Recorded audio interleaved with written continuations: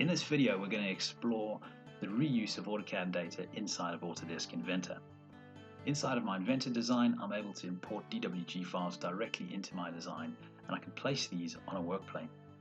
Once I've brought the AutoCAD geometry in, I can work with it, accessing things like layers, and in this instance, we're just going to turn on the geometry that we want to work with to create a 3D model.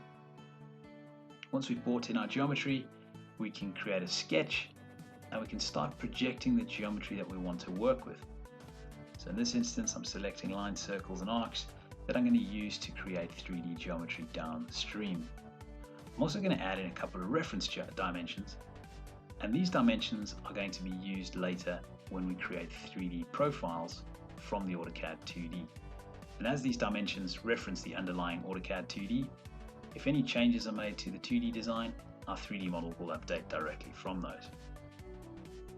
Selecting the profiles we want to use, we can then specify a thickness based on the geometry on our sketch on the right hand side. And this process can be repeated to build up additional features as we move through the model.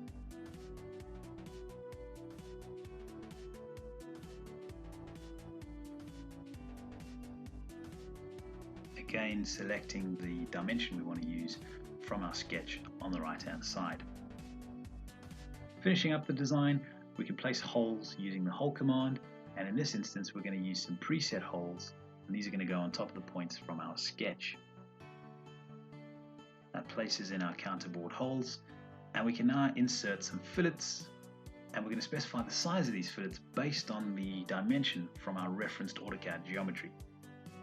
And last but not least, we need to place more counterbore holes onto the face of that flange.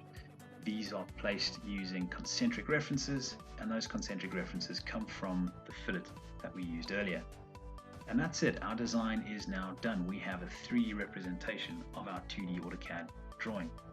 We can apply things like materials, that automatically changes the color of the model, but more importantly, it actually gives us our physical properties of the model. So we can see that the mass of this component is 15 kilos. But what would happen if there were changes to the AutoCAD model? Well, in this instance, if we were to change the thickness of that flange, move that down to 12 millimeters, we save our AutoCAD drawing. The underlying AnyCAD technology inside of Inventor means that that update comes through to our model straight away because we've used those 2D sketches. You can see that our mass is now reduced slightly because of that thickness change.